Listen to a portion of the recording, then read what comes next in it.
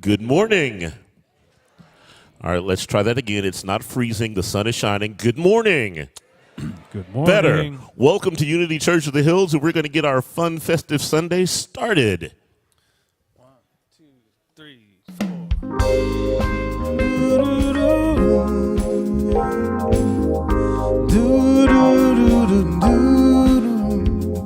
As around the sun the earth knows she's revolving, and the rosebuds know to bloom in early May. Just as hate no loves the cure, you can rest your mind sure that God is loving you always. Now I can't reveal the mystery of tomorrow, but in passing we'll grow older every day. Just that all that's born is new, you know what I say is true. God is loving you always. Until the rainbow burns the stars out in the sky. Always. Until the ocean covers every mountain high. Always. Until the dolphin flies and parrots live at sea. Always. Until we dream of a life and life becomes a dream. Just know that true love asks for nothing. Her acceptance is the way we pay. Did you know that life is given love a guarantee to last forever and another day? Just as time knew to move on from the beginning, and the seasons know exactly when to change. Just as kindness knows no shame, know through all your joy and pain, God is loving you always. As today I know I'm living, but tomorrow could make me the past that I mustn't fear. For know I deep in my mind the love of me I've left behind, 'cause God is loving you always. Until the day is night and night becomes the day. Always. Until the trees and seas just up and fly away. Always. Until the day that 8 times 8 times 8 is 4. Always. Until the day that is the day there are no more. Always. Until the day the earth starts turning right to left. Always. Until the earth just for the sun denies itself. Always. Until the Mother Nature says her work is through. Until the day that you are me and I am you. God is loving you. Until the rainbow burns the stars out in the sky. God is loving you. Until the ocean covers every mountain high. Always.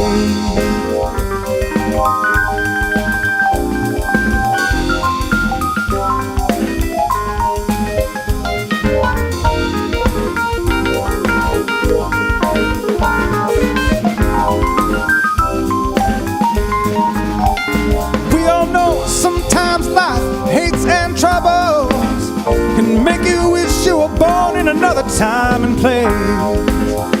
But you can bet your life and times is twice as double. God knew exactly where He wanted you to be placed. So make sure when you say you're in it but not of it, you're not helping to make this earth a place sometimes called hell. Change your truth into words and change that truth into love, and maybe your grandchildren's grandchildren will tell stars out in the sky. God is loving you. Until the ocean covers every mountain high. God is loving you. Until the rugged and parents live at sea. Until the life of life and life becomes a dream. Always. Until the day is night and night becomes the day. God is loving you. Until the trees and seas just up and fly away. Always. Until the day that 8 times 8 times 8 is 4. Until the day that is the day that are no more. God is loving you.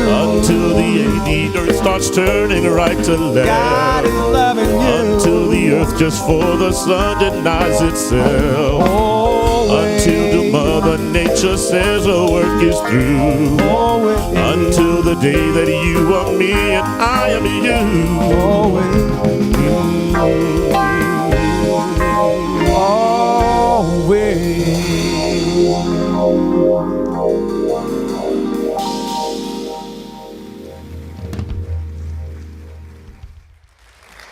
Thank you, Matt. Thank you, Roderick. Thank you, band. Are they great? We really, really, really do have a fantastic music team here, and we are so grateful for you. And I am grateful that you're here today, and I'm grateful that I'm here today. And for those of you who don't know me, I'm Joni Lorraine, a spiritual director. I also am on staff at Unity Worldwide Ministries, and I am on the board here, and I'll be doing the bits and the message today. So thanks for coming. Thanks for taking the risk, okay? So as we begin our morning, I invite you to share the vision with me. Let's all say it together. Centered in love and divine oneness, we transform ourselves, our community, and our world. And then also join me in our mission statement. We put God first, celebrate life, live unity principles, and empower each other to transform our lives. And we are indeed grateful to be able to do that as well. So I want to greet our online participants now. We are so grateful you are here as well. I think that I might send a shout out to Mary and Glenn. God, thank you. I really do know their names. I really do. Mary and Glenn, who are probably watching from Portugal. It was good to have them here. And wherever you are on the continent or off, we are grateful that you're here now with us. And if you are joining us later, we're grateful as well. So is anyone here today new? Is it your first visit or maybe your second here to Unity Church of the Hills?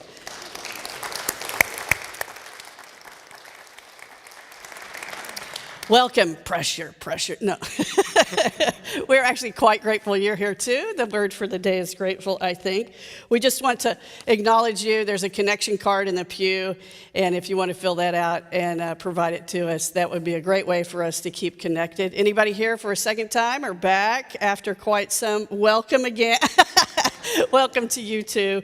We are grateful for you, and we're so glad that we're all here today. So we want to do a blessing for those of us in the congregation, especially those of you who are new.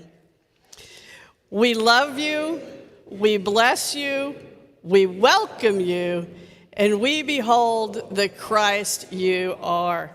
And it is now time for us to do the extroverted thing and welcome one another. If you're not so extroverted, a wave is fine, a handshake is fine. Somebody may come ripping for you for a hug, but it's okay. Just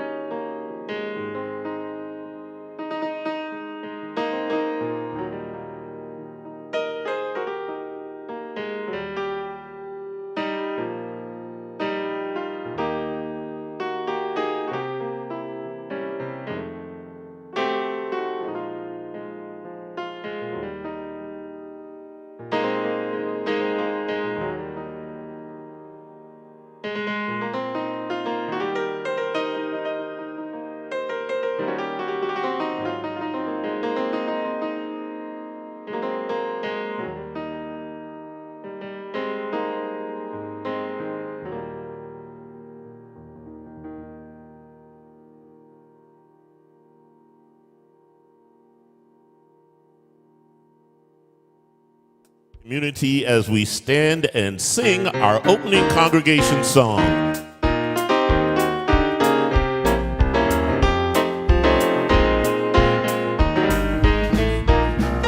Some glad morning I will rise above, I'll fly away to a place of wisdom, peace, and love. I'll fly away. Oh, I'll fly away. Oh, yes, I will. I'll fly away. When I rise, hallelujah, by and by, I'll fly away. See, in other words, overcome these challenges and then I'll fly away. I choose peace and it shall never end. I'll fly away.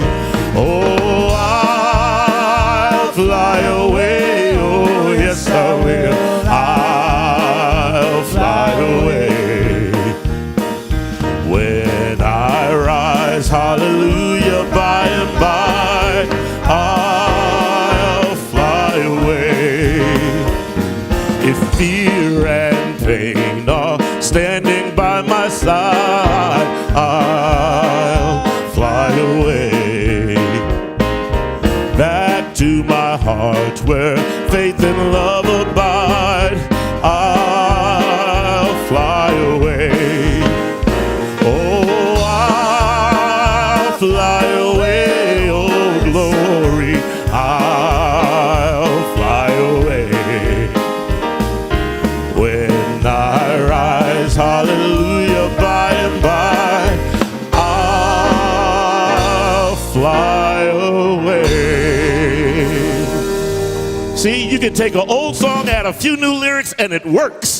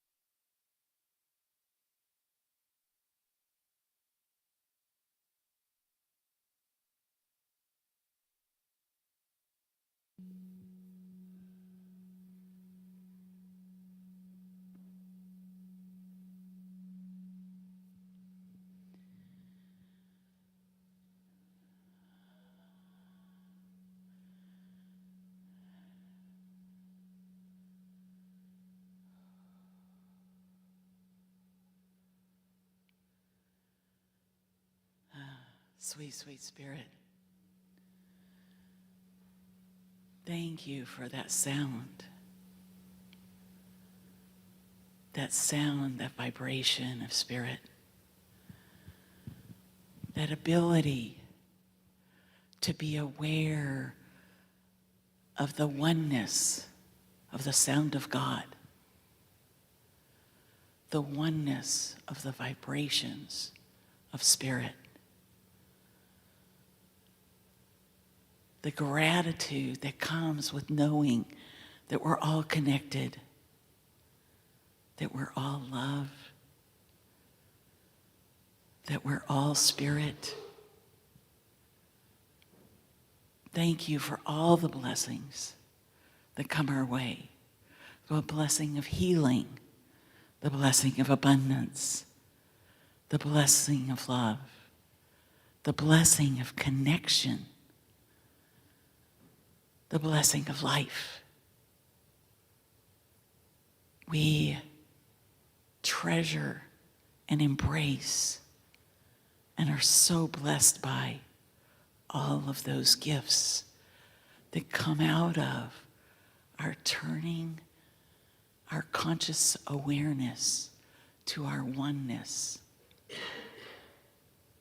And in that, we're just so grateful. And so it is. And so we choose to let it be. Amen.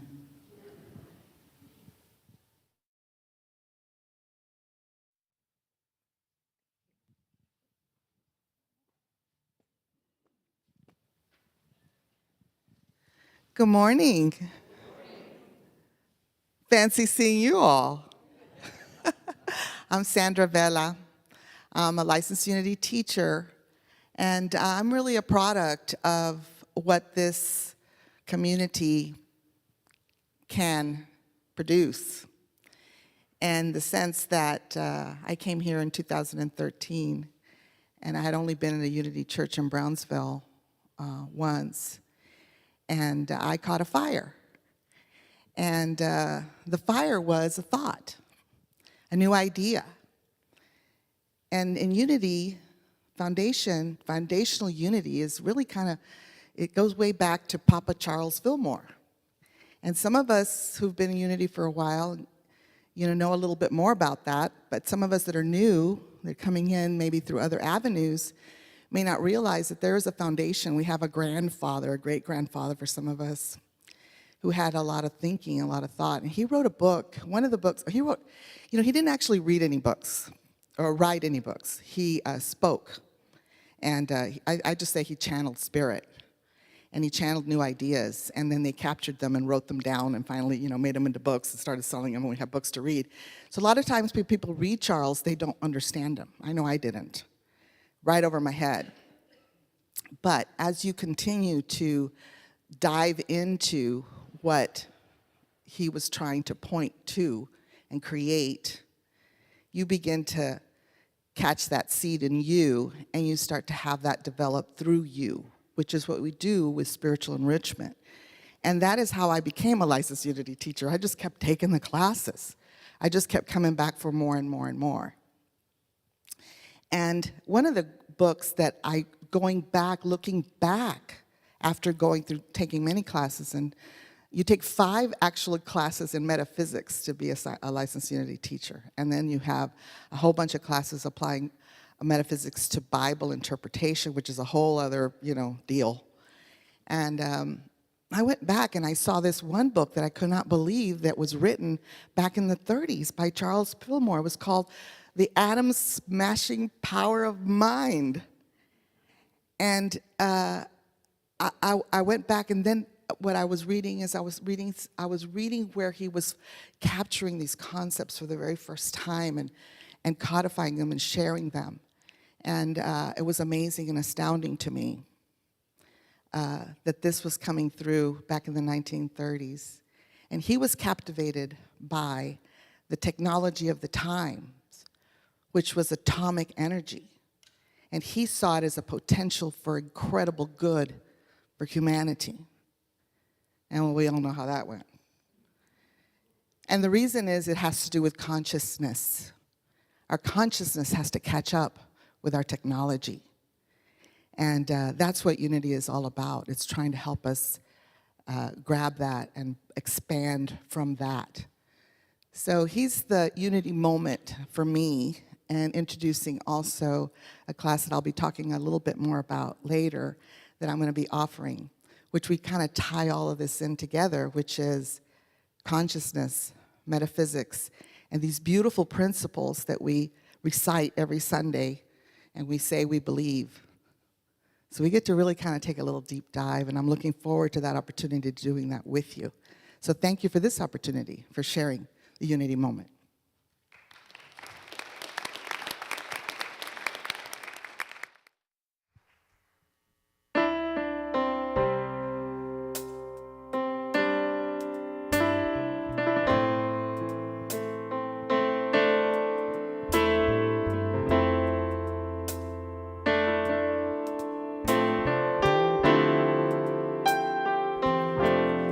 Blessed assurance,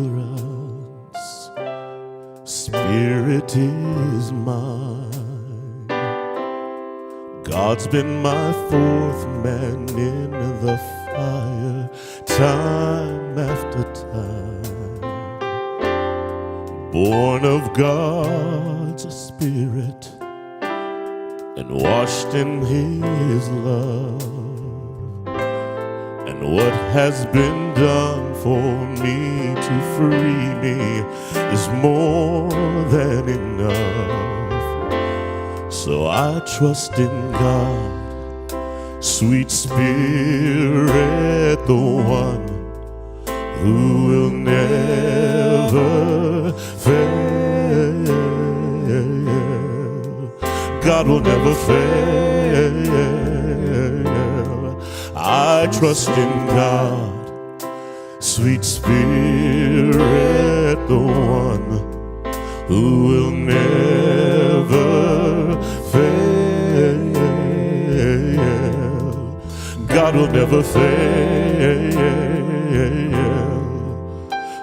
Perfect creation, all is at rest. I know the author of tomorrow has ordered my steps. So this is my story. This is my song. I'm praising my blessings, my faith and spirit all the day long. I trust in God, sweet Spirit, the one who will never fail. God will never fail.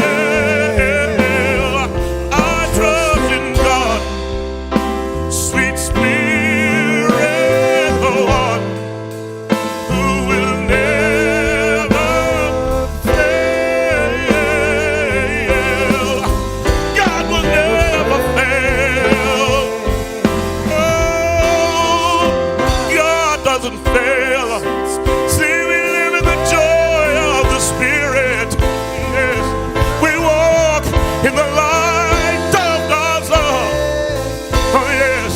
Oh, we love a faithful God. Yes. I sought the Lord, and God heard, and God answered. I sought the Lord, and God heard, and yes answered. I sought the Lord, and God heard, and yes answered. That's why we trust God. That's why we love God. I sought the Lord, and God heard, and yes answered. I sought the Lord, and God heard, and yes answered. I sought the Lord, God heard and answered. That's why we trust God. Oh, I trust in God, sweet Spirit, the one who will never fail. God will never fail. See, I trust in God, sweet Spirit, the one who will never, never, God will never fail. God will never fail. Oh, God will never, never fail. I trust in God, sweet Spirit, the one who will never fail. God will never, never, never. God will never fail.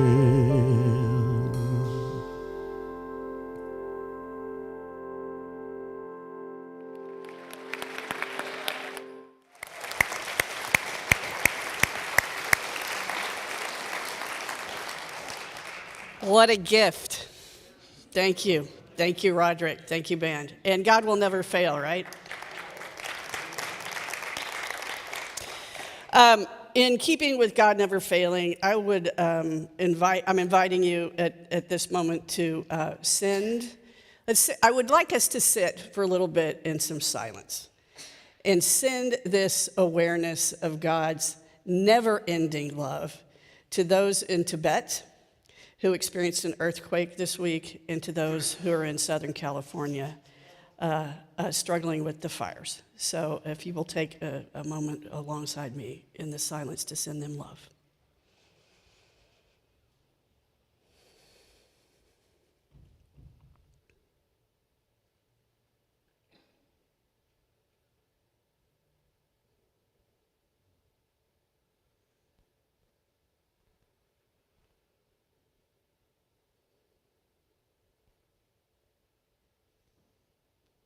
And so it is. One of the things that we know we can do to send love and to support others and ourselves in the truth of life being lifelike and moving forward is a sense of humor and a joke. So that's my transition. To a joke. That's about as good as I can. Those of you who have seen a message or two of mine, I promise there's not a pun involved this week. So there's that. But there is a pony, obviously. And there's a story about a pony, and some of you may have heard this. So some parents have two boys, let's say they're twins, and they're 5 or 6 years old. And they become concerned about both the boys because one of them has become extraordinarily and extremely pessimistic. And the other one has become extraordinarily and extremely optimistic. And they are seeking help for this because they enjoy a little balance as the boys grow up. So they take the boys to a psychiatrist. So the psychiatrist tries to solve the issue by putting the pessimistic boy in a room filled to the brim with the most extraordinary toys and games and things that a kid his age could ever want. And immediately this boy bursts into tears. He's so upset. And the psychiatrist is baffled by this and asks what's going on. And the boy says, "Oh, there's so many toys. I won't know what to do with them. I won't, they'll break. They'll all break, and my life will become shattered." Well, this mystified the psychiatrist, but he moved on to the next boy. And the next boy, being perfectly optimistic, the psychiatrist sends him into a room full of horse manure.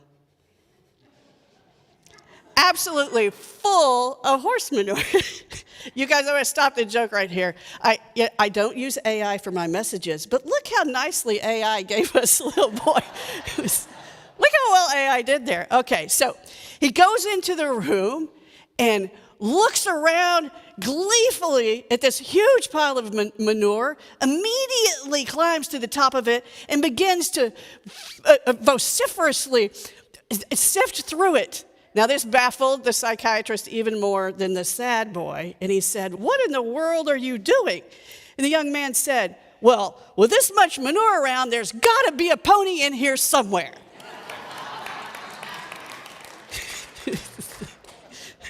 So, there's a pony in here somewhere. Your timing is immaculate up there, I might say. So there's a pony in here somewhere, and that's what we're talking about today. But before we do, I want to share with you that one of my professors, who's now the dean at the Seminary Southwest, where I went to school, has written a great book, not of our denomination, but it's called Following Jesus in a Culture of Fear, which has inspired some of what I'm going to share with you today. And in it, he shares a little bit. First off, the best studies we have, and they're admittedly incomplete, is that violent crime is generally down since 1999 by 49%, and robbery in this country is down by 73%. And in 23 of the 27 Gallup surveys conducted since 1993, at least 60% of U.S. adults have actually said there is more crime nationally than there was the year before, despite the downward trend in crime rates during most of that period.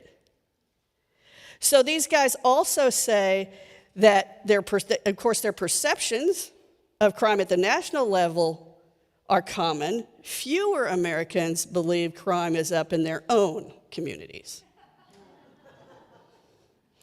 In every survey since the 1990s, Americans have been much likely to say that crime is up in their area than they are to say that crime is up nationally.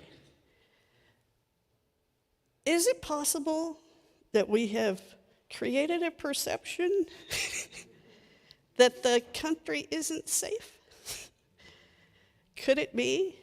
And if that's possible, could it be because, and this is what the book suggests, is it possible that safety is a virtue, that we've made safety a virtue, and it's just I'm inviting you here, and it's been weaponized?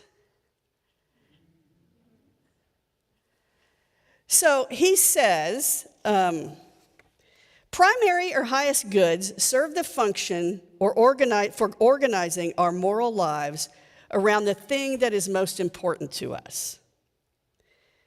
The nature of a highest good is that we are willing to sacrifice other lesser goods for the sake of that which is most valued. If we seek love and neighbor above all things, a highest good, we might be willing to sacrifice certain creature comforts, lesser goods, in order to serve others in difficult circumstances. But if we seek safety above all things, we might be willing to sacrifice costly service to others in order to maintain security we so deeply desire.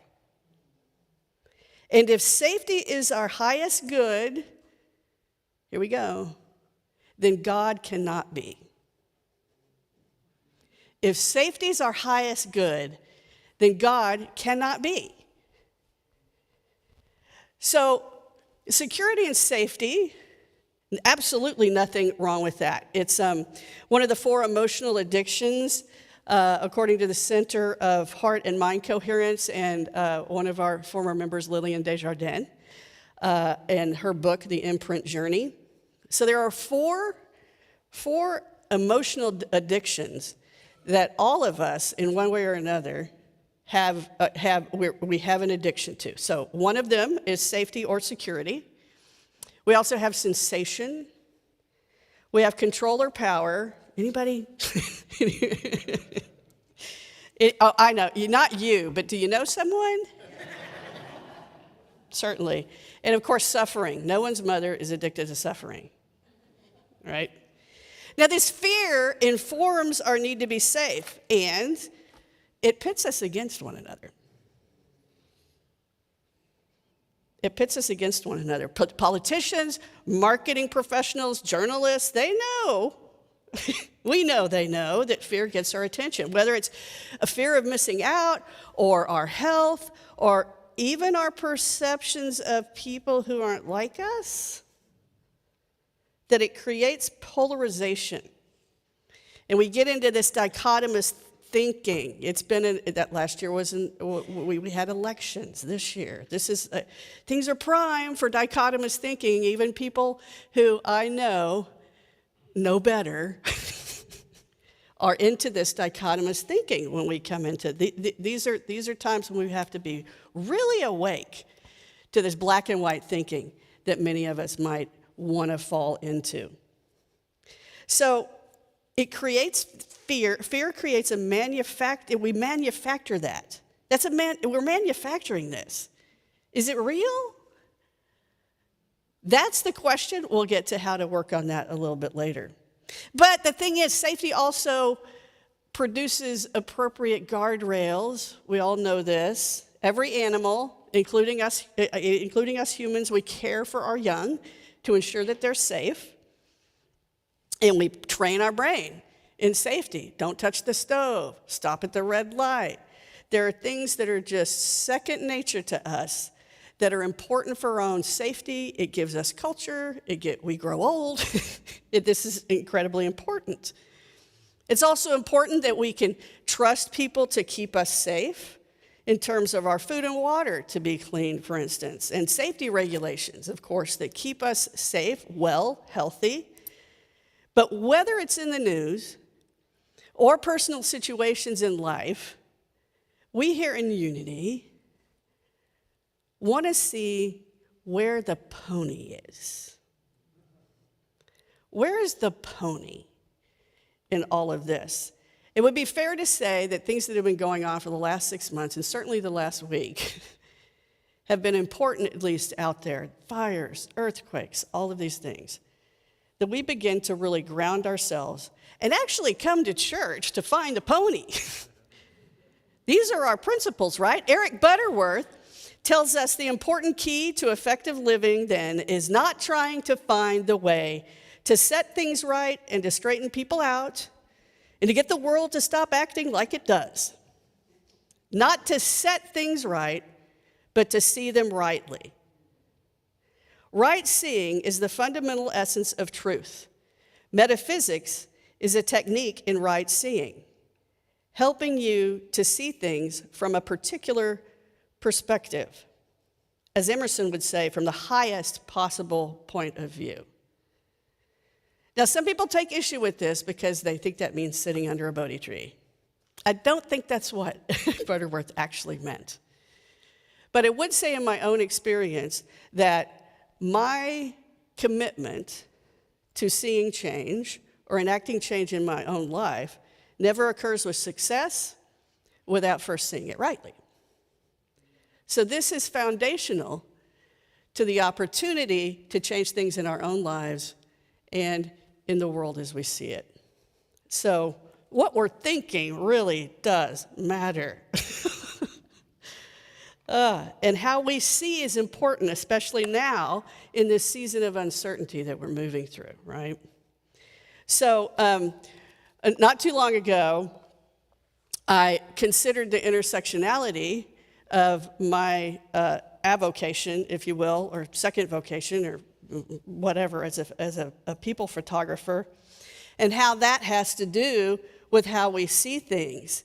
And I was reminded of a story that Malcolm Gladwell, if you're familiar with Malcolm Gladwell, he wrote The Tipping Point, and I'm currently listening to The Revenge of the Tipping Point, which he also wrote. But he has a podcast called Revisionist History, and in this particular episode I'm going to share with you today, he talks about an iconic image taken by photographer Bill Hudson at one of Martin Luther King Jr.'s protests. So you might know the one. So if you want to see the picture, scan the code. If you do not, because this is from the civil rights movement, if you do not want to see the picture, I just want to appreciate that some of you might be triggered by that, so I will just attempt to describe it for you. So, in the photo, we see a police dog with police officer Dick Middleton pulling on its leash. Now, the dog appears to be attacking Walter Gadsden, who's a black man. And this is one of the photos that helped define that tipping point in the civil rights movement.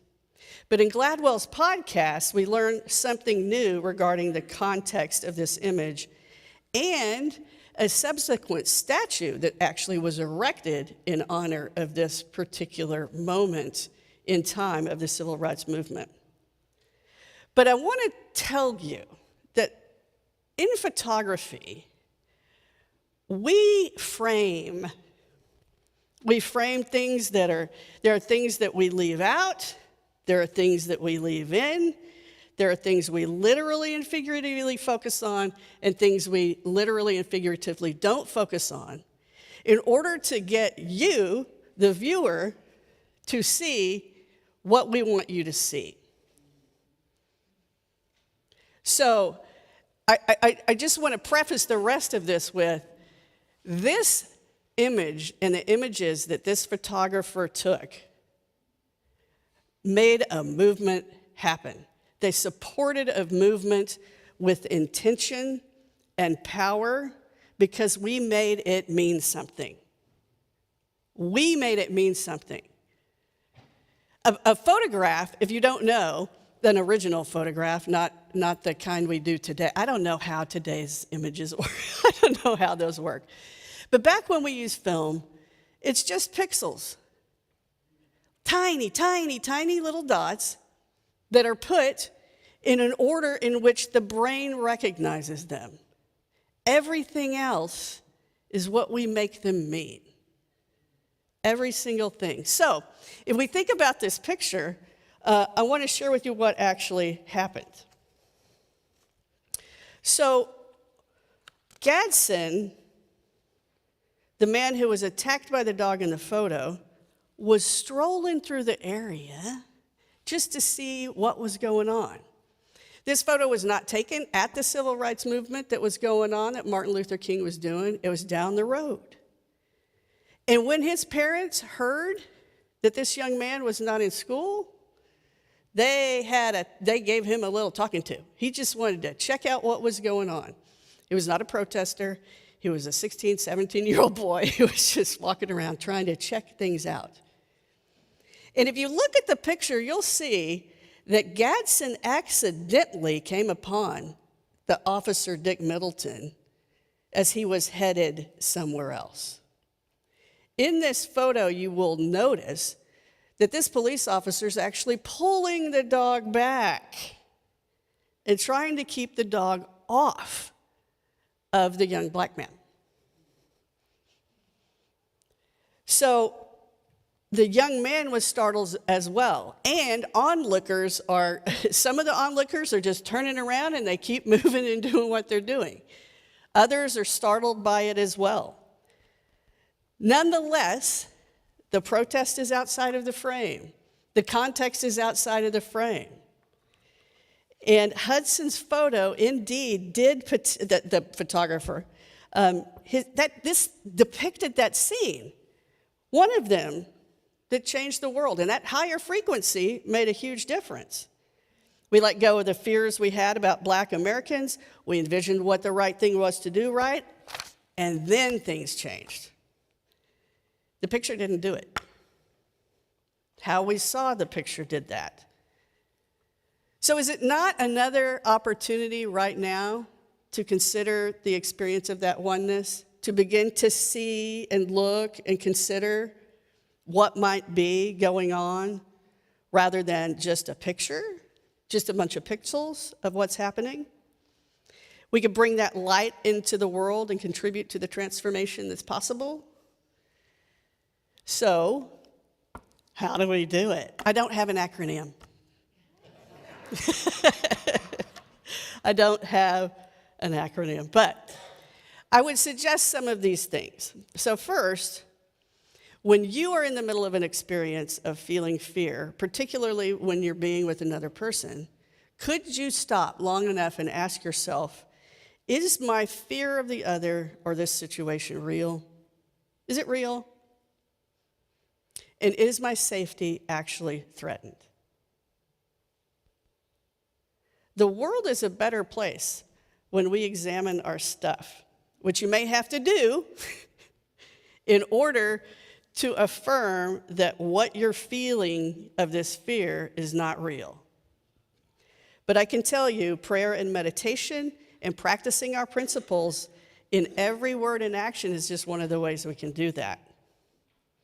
Now, if we do this thing that I call working the principles backward, which if you have had an opportunity to have been here when former CEO of Unity Worldwide Ministries did a talk, he does this talk all over the place, and his suggestion is that we work the principles backwards. So one of the most beautiful ways I find to be able to do this in my own life is to start at the bottom and put it at the top. Begin to look at how my thoughts, words, and actions can help me live the truth that I know. Now, one of the ways that this is, one of the people that I adore, who I'm going to quote here in a minute, who does this all the time, is a person, one named person, Alok is their name. And I don't know that I know anyone who is 30 years younger than me who surpasses the wisdom that I personally assume I have by leaps and bounds. I invite you to look Alok up, to read their poetry and, and watch their comedy. This is a comedian and a poet and an advocate for the LGBTQ community. And Alok says, and this is from a podcast called We Can Do Hard Things, people call me naive and idealistic in compassion, but I think what's naive and idealistic is believing that violence can stop violence.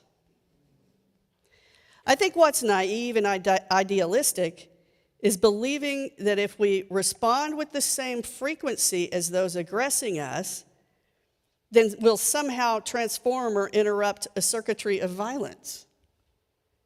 I don't think that's how it works.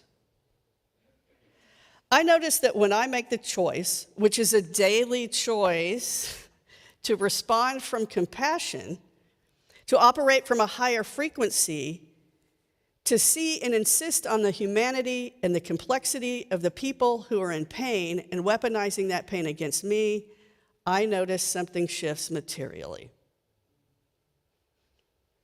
Now, principle, do it all the time. I do it all the time. Principle 4, through prayer and meditation, we align our heart-mind with God.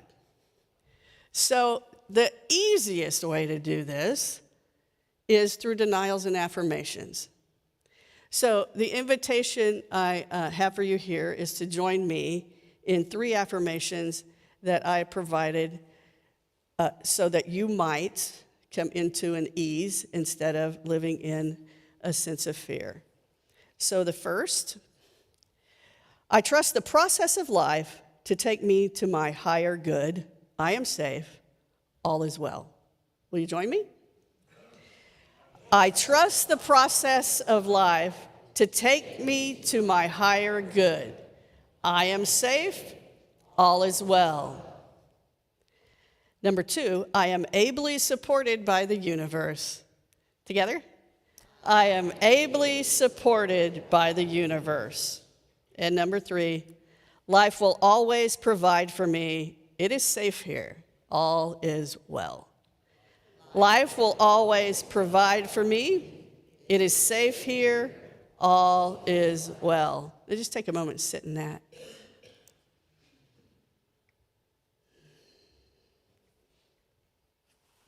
Now, principle 3, which is what we're actually talking about today, we are co-creators with God, creating reality through thoughts held in mind. The statistics I mentioned earlier don't reflect the fears we hold in our minds. So, how do we hold what's true in our minds? So we can raise our set point. I got this from the abundance book, the teeny tiny abundance book that I'm sure is available in the bookstore. So we can raise our set point. Neuroscientists and positive psychology actually tell us that this works. This actually does work. So raising your set point can be done by practicing returning to the presence. So sitting with, you guys close to me might have heard my 11:11 alarm go off today. That's one of the ways we return to the presence. Many of us set an alarm for that. You might be familiar with Mindy Odlin, who has a book called What If Up? So I recommend a little what if upping. Nothing lightens me up. I forget to do it. But nothing lightens me up more than a little what if upping, Let's try that. What if, think about it, what if every fire department in the country could send 5 firefighters to California to make sure the fires were contained? That's just a first what if up. What if we all donated, we'll talk about this next week, what if we all donated $10 and trillions of dollars went into taking care of making sure these fires went out? That's all what if upping is. And it creates action from seeing rightly. So you can share a percentage, a slight percentage more than you usually do, to the spaces and places that spiritually feed you. This is and isn't an invitation to do that here, but keep in mind that anywhere you are fed. What about the wait person? What about staff somewhere where you get your coffee? Have they spiritually fed you? Just give them a little more and see how that changes. If you are someone, in fact, if you're someone like I am sometimes, I stand at a street corner while I'm at a light. I churn through the judgments that I have. I don't buy them, by the way, but I churn through the judgments I have about the homeless folks. Judgments being, oh my gosh, I wonder about this woman and what happened, what is her open-hearted story? Or, yeah, this addict, all of the things, whether they're positive or negative. What shifts that, really, is taking a little money out of my console where I keep it and giving it to them, because the gift is not about whether they're worth it. They are. My story about them doesn't matter. They're worth it. I'm doing this for me to elevate my consciousness and awareness that everyone's a child of God, worthy and able. So share a slight percentage to the spaces or people that spiritually feed you. So, principle 2, our essence is of God, therefore we are inherently good. This God essence was fully expressed in Jesus the Christ. This one, I got nothing to explain except this. Consider what Jesus would do and do it. Just make a reasonable stretch and consider what Jesus would do and do it. Give that a try. And then number 1, which comes to heart, as Shad mentions in his talk, this is what doing all the other things can actually come down to. You will come to a realization that there is only one presence and one power, active as the universe, and in my life, God the good. I'm adding a 6th principle today, though, the pony principle. There must be a pony in there somewhere, so. But when we follow these principles, instead of using them as a general philosophy, let me say that again. When we use these principles, instead of considering them as a general philosophy, they actually do make a difference. They can shift the polarization that we think is out there right now. They can shift the arguments you might be having with those at work, the unaligned goals, all of those things. They can change how we see our lives, our neighbors, our friends, our coworkers, our siblings, our parents, our children. They can change how we see left-leaning or right-leaning humans. And your personal practice will elevate the frequency for all of us. Your personal, I'm counting on you. That's all I'm saying. Right? So, author of Women Who Run with the Wolves, Clarissa Pinkola Estes, says this: struggling souls catch light from other souls who are fully lit and willing to show it. If you would help to calm the tumult, this is one of the strongest things you can do. There will always be times when you feel discouraged. I too have felt despair many times in my life, but I do not keep a chair for it. I will not entertain it. It is not allowed to eat from my plate. The reason is this: in my uttermost bones, I know something, as do you. It is that there can be no despair when you remember why you came to earth, who you serve, and who sent you here. The good words we say and the good deeds we do are not ours. They are the words and deeds of the one who brought us here. In that spirit, I hope you will write this on your wall. When a great ship is in harbor and moored, it is safe. There can be no doubt. But that is not what great ships are built for. So there's no better time than right now to take up, this is my favorite ever quote of Rumi's. and there's no better time to take it up. I invite you to take it up with me.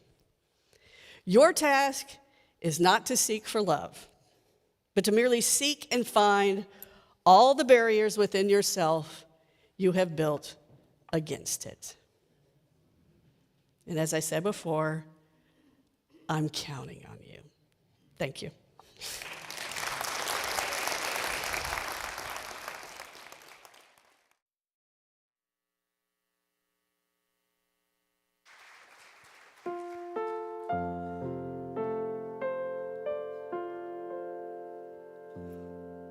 Where would I be? You only know. I'm glad you see through eyes of love a hopeless case, an empty place, if not for grace. Where would I be? You only know. I'm glad you see through eyes of love a hopeless case, an empty place, if not for grace. Amazing grace, how sweet the sound. I once was lost, but now I'm found. A hopeless place, an empty place, if not for grace.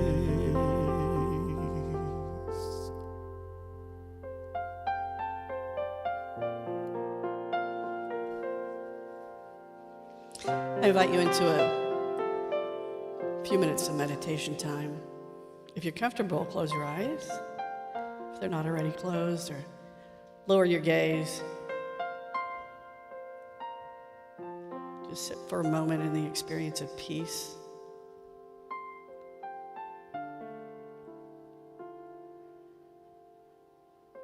And I invite you to listen to these words. Two men visit a Zen master looking for advice. The first man says, "I'm thinking of moving to this town. What's it like?" The Zen master asks, "How was your old town?"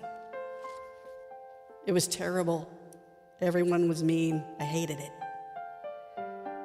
To that, the Zen master replies, "This town is much the same. Don't move here."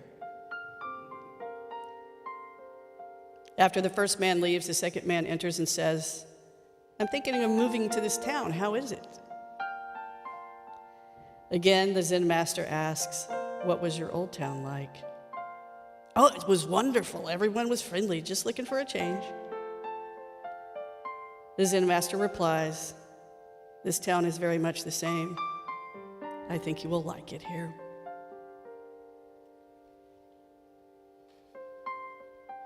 Is there a situation in your life where you've decided you don't like it? In this meditation, I invite you to put that at the center of your heart. And consider looking from the highest perspective. To send it your loving energy. Perhaps you have someone in your life who is challenged with some sort of physical or emotional issue, and you're feeling uncomfortable with that. Put that in front of you too.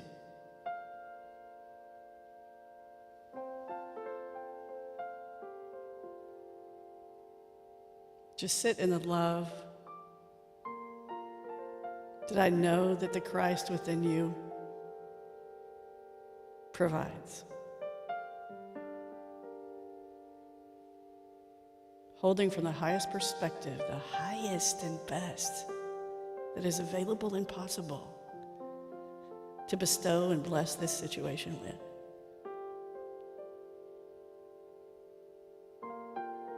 Let's just take a moment in the silence to do that.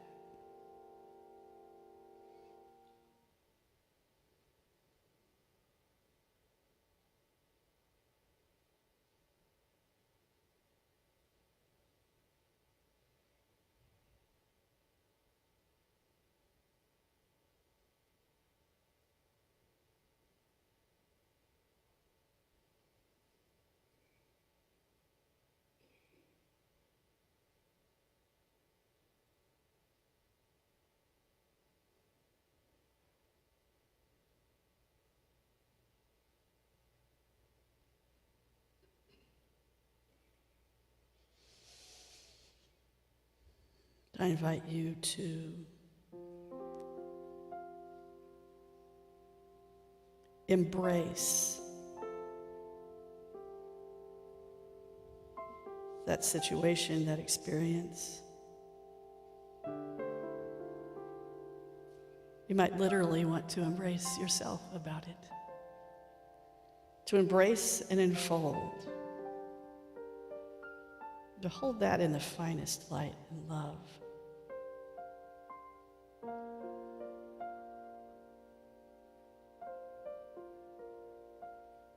And if it feels like that's out of reach,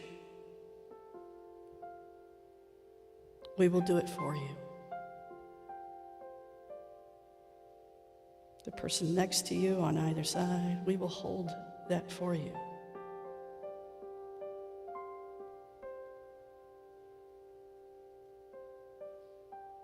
We will hold the truth of that situation, of who you are. We'll hold that for each other. And the partnership that is the experience of seeing the Christ within all.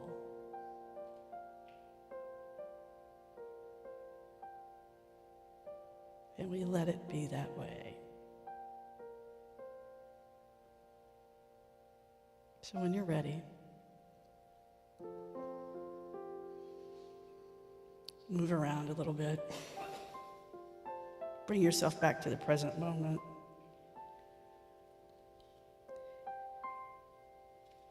And I invite you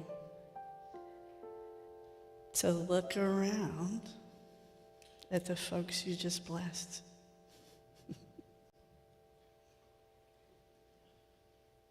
And so it is.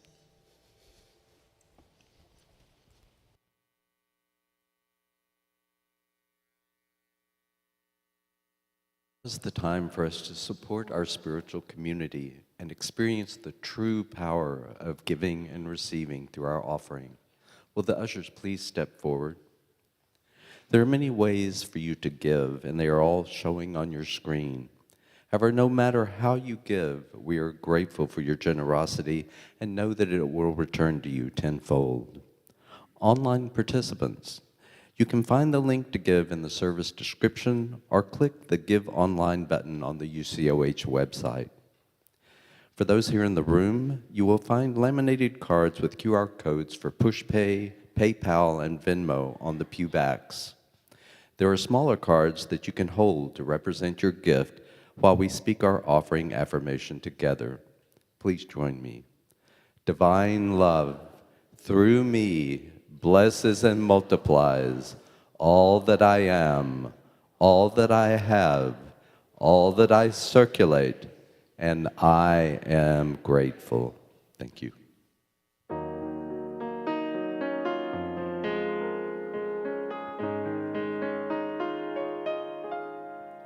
Where I am,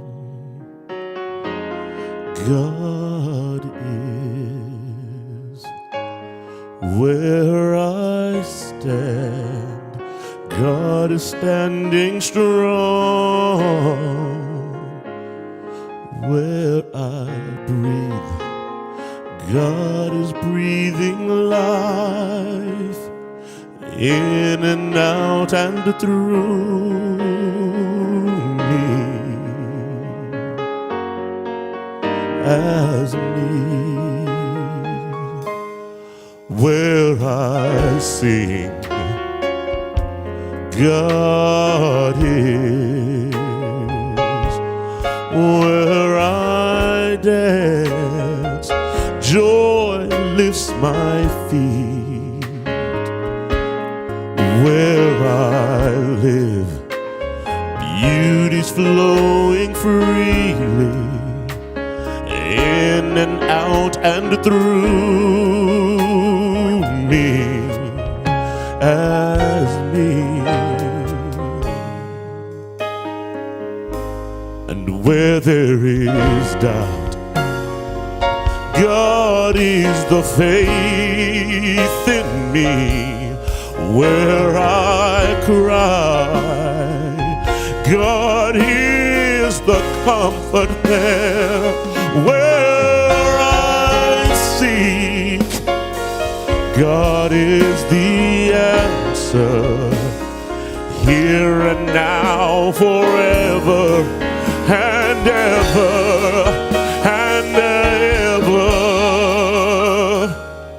Where I speak, truth is.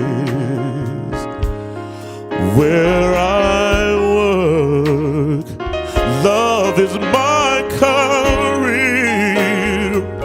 Where I play, God is playing boldly, in and out and through me, as me.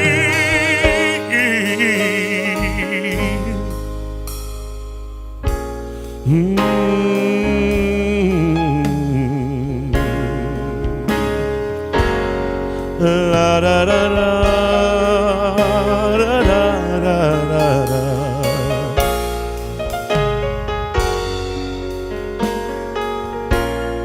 Where I am,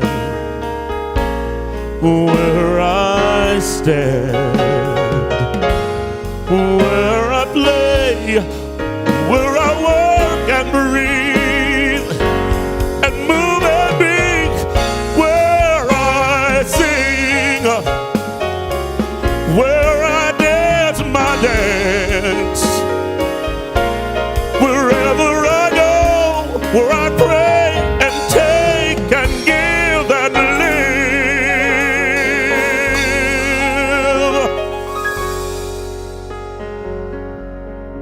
God is,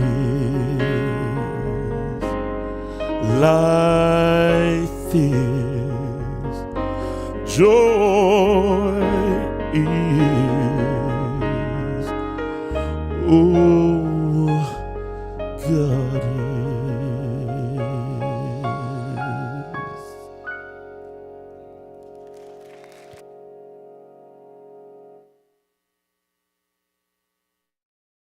Thank you again, Roderick and Ben. Look who's up here. Hello. Living, loving Spirit, we so gratefully receive these gifts and the person holding them.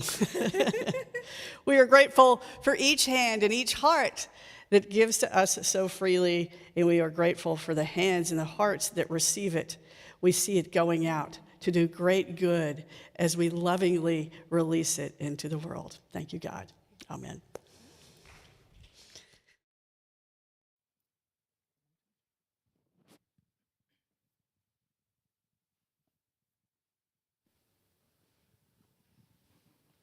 Thank you. So I'm going to be offering a class. It's coming up. This is a discovery class, which means that it'll provide basic unity metaphysical concepts for discussion to help folks explore the adjacent possible of their belief structures and worldview. To do that thing that Joni talked about, just really dig for that pony. Beliefs about God, miracle, truth, religion, spirituality. And I'm going to bring in materials from Unity teachings, among others. And the materials are for a springboard for discussion. So I call it a discovery because I'm not teaching really. I'm just sharing and letting you figure it out. And we get a chance to talk about it. So I'm excited about the group gathering together to talk about these things. So my goal is to establish a foundational context and language offered by Unity founders with which to explore these bigger questions of spiritual development and unfoldment of consciousness. And if you're a very literal, concrete thinker, this class is going to expand your perceptions. And if you're a very intuitive, abstract feeler, this class is going to give you a structure and language with which to shape substance. So, following with the AI, I asked AI, and it's a tool, okay? And it can serve our highest good, just the way Charles believed atomic energy could do. So I asked AI to tell us, okay, what's a poem to kind of get people to want to come to the class? So this is what it came up with. Awaken within. Step into the light of a timeless view. A journey of spirit awaits for you. Join this class. Let your spirit soar. Unlock the wisdom you're searching for. Unity's metaphysics, a guide so true to transform your life and renew you too. In stillness we listen, in silence we find the eternal connection of spirit and mind. To expand your lens, a challenge awaits to question the locks on perception's gates. Old beliefs may tremble and fall as higher truths begin to call.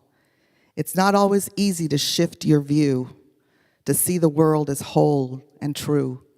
Yet through the struggle, clarity grows, a deeper wisdom the seeker knows. Step by step, the veil will part, awakening the mind and awakening the heart. Dare to rise, let consciousness bloom, and watch your soul transcend the room. I hope you'll join us.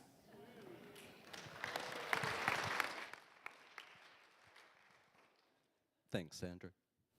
Now for a few announcements.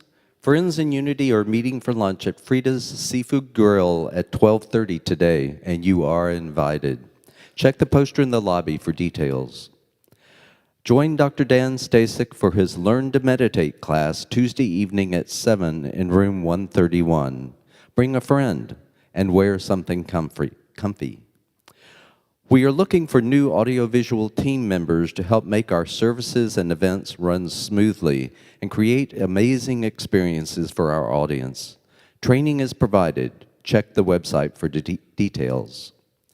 If learning something or expanding your spiritual growth is on your list of New Year's resolutions, check out the new class series that are being offered here at UCOH. Click on the What's New button on the website. Jennifer Feireisel's Course in Miracles series of classes, Powers of Decision, is going to be Thursday evenings via Zoom or in person on Friday mornings. Reverend Jean Lean's Zoom class series, The Energy Codes, are going to be Tuesday at 7 p.m. beginning on January 14th. As Sandra just mentioned, her Discover Spiritual Principles class will begin on January 22nd and will be Thursday evenings, every Thursday evening after that. And now for something near and dear to my heart. You are invited to expand your light into and through Unity Church of the Hills by sharing your time, talent, hands, and heart as a volunteer. Our volunteers have a meaningful impact on our community and lovingly enrich our mission, vision, and core values. There are many opportunities for you to get involved, from greeting newcomers and assisting with events to helping children's ministry and outreach programs. If you want to learn more or feel called to serve, grow, and deepen your relationship with our spiritual home, we welcome you to attend the Volunteer Fair on Sunday, January 26th, after the service in the foyer. Every Sunday, prayer chaplains hold sacred space during the service and are available to pray with you in the chapel immediately following. If you want to pray, share a gratitude, or ask about becoming a chaplain, come to the chapel or look for a friend in a purple sash. If you are online, you can call Silent Unity to pray with the chaplain. The number is on your screen. Now is the time for us to say goodbye to our online participants. We appreciate you joining us.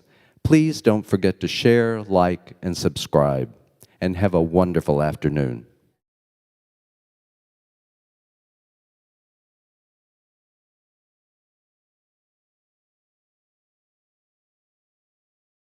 The light of God surrounds us. The love of God enfolds us. The power of God protects us. The presence of God watches over us. Wherever we are, God is, and all is well.